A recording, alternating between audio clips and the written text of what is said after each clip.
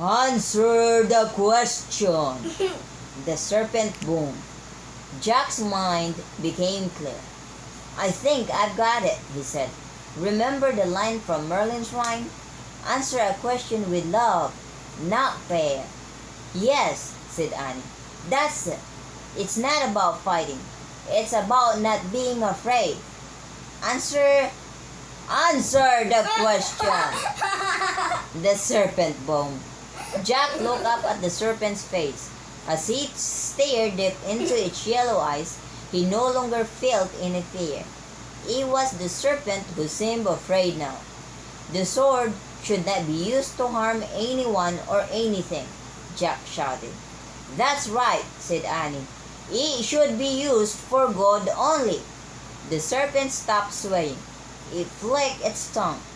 The sword should not make people afraid, said Jack. It should help take away their fear. If they're not afraid, they'll stop fighting.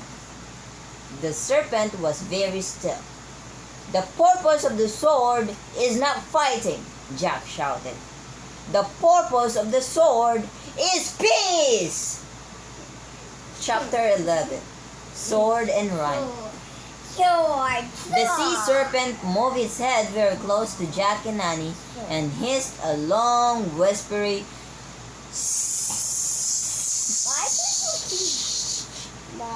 Because I'm a serpent, I'm a snake. The serpent's flicking tongue touched the sword for a moment. You're the snake, but why are you trying to yell at me?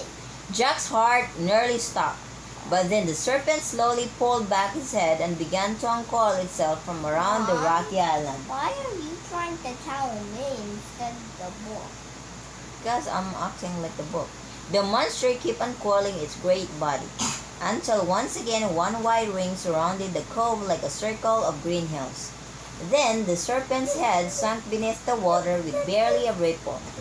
It was impossible to tell where its body started and where it ended. Jack and Annie lowered the sword of light and laid it back on the rock. Then they let out a huge sigh of relief and sat down next to the sword.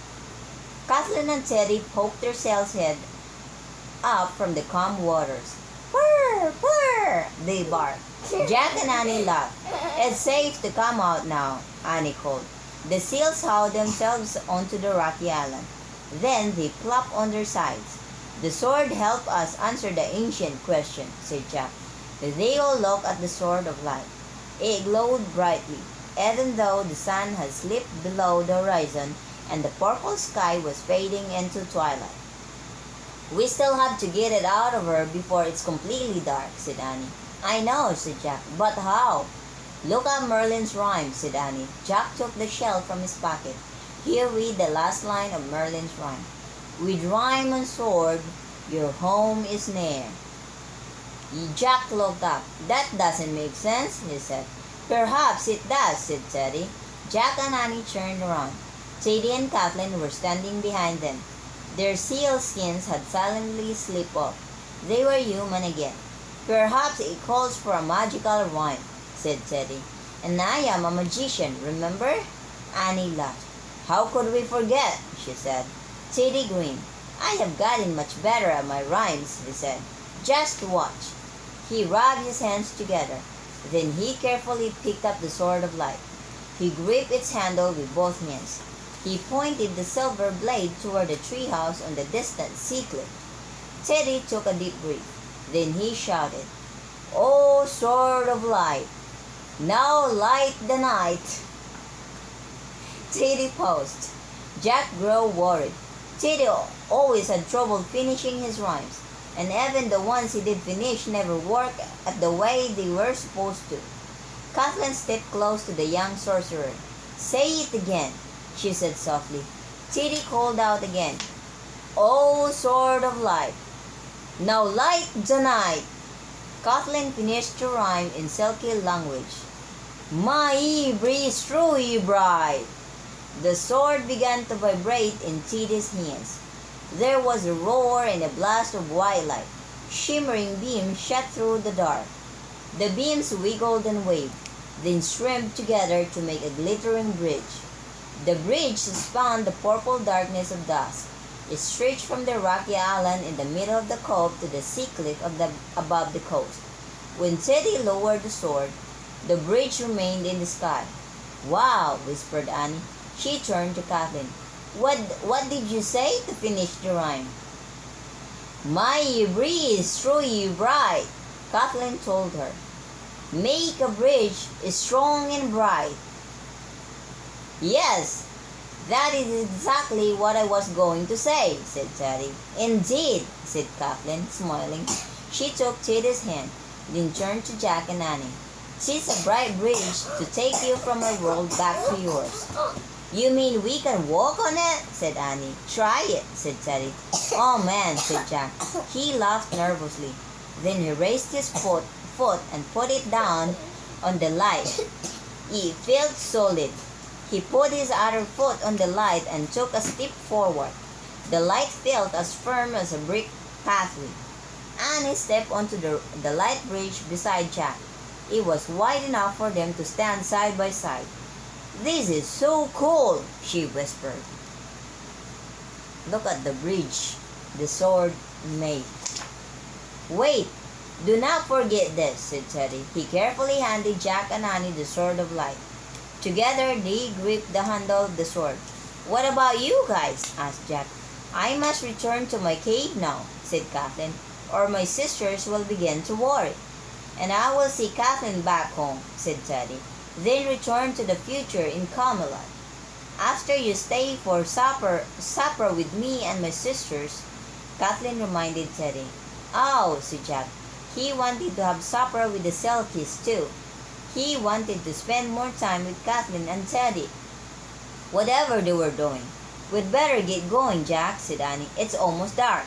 "Okay," said Jack. "Goodbye for now," Kathleen said to them. "And thank you. 'Tis amazing how you defeated the enemy." "The Sea Serpent wasn't really our enemy," said Jack.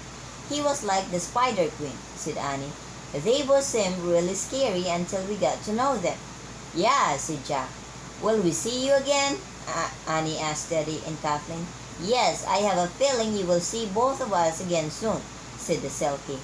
"We will find you when you least expect it," said Teddy with a grin.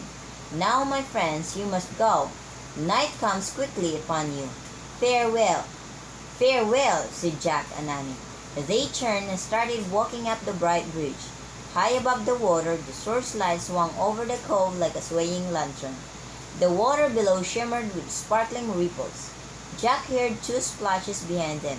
He stopped and listened. "Go, go, go," whispered Annie. Jack started walking again.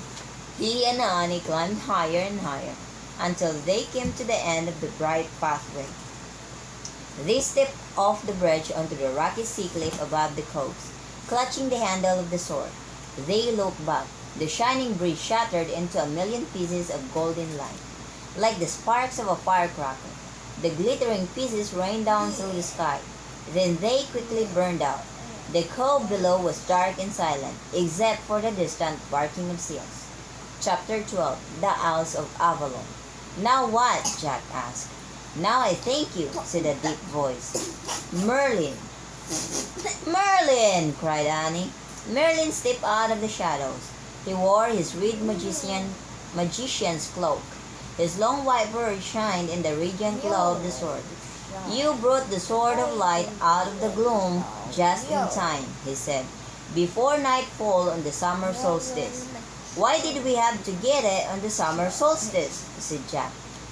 "That is the day when the powers of the Ice Wizard of Winter are weakest," said Merlin.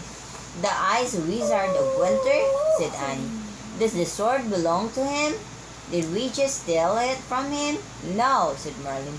"Long ago, the Ice Wizard stole the sword from the Lady of the Lake and brought it to his kingdom high above the North Sea." Merlin pointed to the snow-capped mountains beyond the rocky coast. The wizard soon discovered that the sword of light was useless to him, for the Lady of the Lake had placed a spell upon it that made it powerful only in the hands of worthy mortals. Still, the wizard refused to part with it. He buried it at the bottom of the cove. "The cove of the stormy coast," said Jack. "Yes," said Merlin. Only recently did the seabirds tell me of the sword's whereabouts. I knew I needed worthy mortals to retrieve it. So I sent for you on the summer solstice, when the ice wizard could send no mighty storms to keep you from finding it. He could only throw the cloak of the old gray ghost over you. So the ice wizard sent the fog, said Annie. And did he put the sea monster in the cove too? Asked Jack. Merlin smiled. No, the serpent serves the lady of the lake. Long ago he secretly took it upon himself to find the sword and guard it. Should any mortal survive the wizard's storms and gales, they still had to prove themselves worthy by answering the serpent's question. I believed you two would be able to answer the question wisely, and I was right. Your rhyme helped, said Jack. He and Annie carefully handed the sword of light to Merlin. Will you put this sword in a stone now? Asked Annie.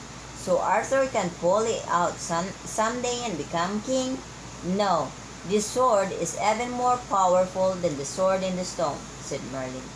This sword has a name, Excalibur. Excalibur? Said Jack and Annie.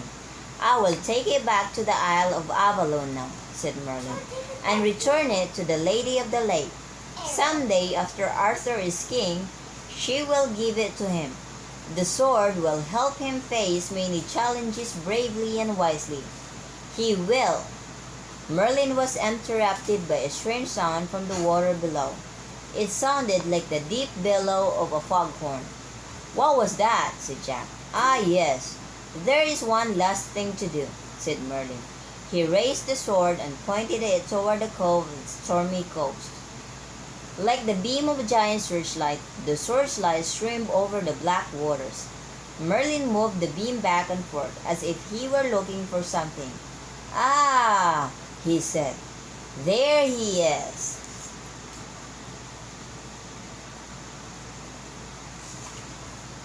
The light revealed the gigantic head of the sea serpent. Its yellow lamp-like eyes shined back at them. He mourns now, said Merlin, for he has lost his purpose for being here. 'Tis time we help him home to the waters of Avalon. The magician lifted the sword slightly. The beam made a path to show the monster the passage out of the cove. The giant serpent slid through the water and soon disappeared beneath the waves of the dark summer sea. His mission is done now, said Annie. Yes, and so is yours, my friends, said Merlin. You must climb the ladder to your treehouse and go home. By the light of the sword, Jack and Annie found their way to the rope ladder and climbed up into the treehouse. When they looked out the window, they saw Merlin standing in the glow of the sword of light. Bye, Jack and Annie called.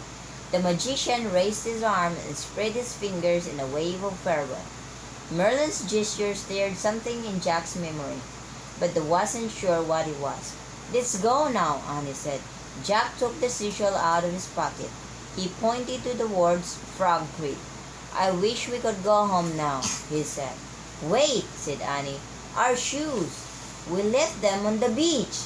Too late. The wind started to blow. The treehouse started to spin. It spun faster and faster, and everything was still. Absolutely still. Jack opened his eyes. A warm summer breeze wafted into the treehouse. The noon sunshine between the tree leaves. No time at all had passed in Frog Creek. Merlin was the water knight, Jack said. What? Said Annie. When he said goodbye, Merlin gave us the same wave the water knight gave us, said Jack. Remember? Jack raised his hand and imitated Merlin's gesture. You're right, Annie laughed. Why didn't I think of that? He always helped us get started on our mission. And now we have 3 things from him, said Jack.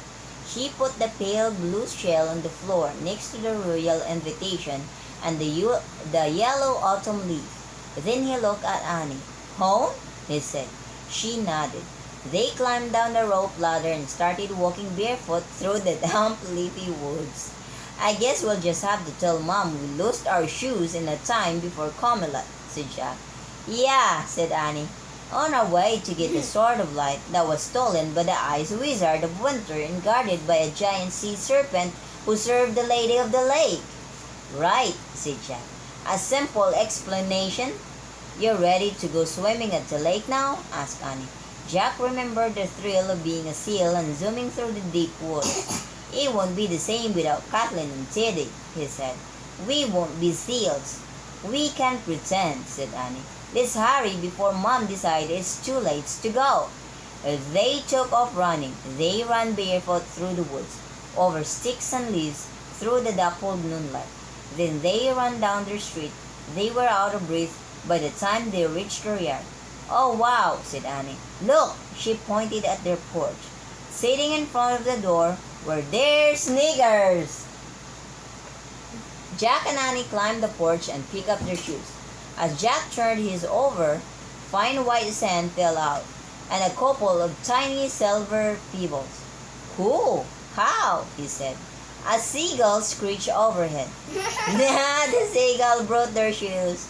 They looked up. The gull screeched again, then flew away and seagull brought her shoes. and disappeared into the soft summer light. Annie shrugged. Then she called through the screen door, Mom, we're ready! That was cool. Thanks for watching.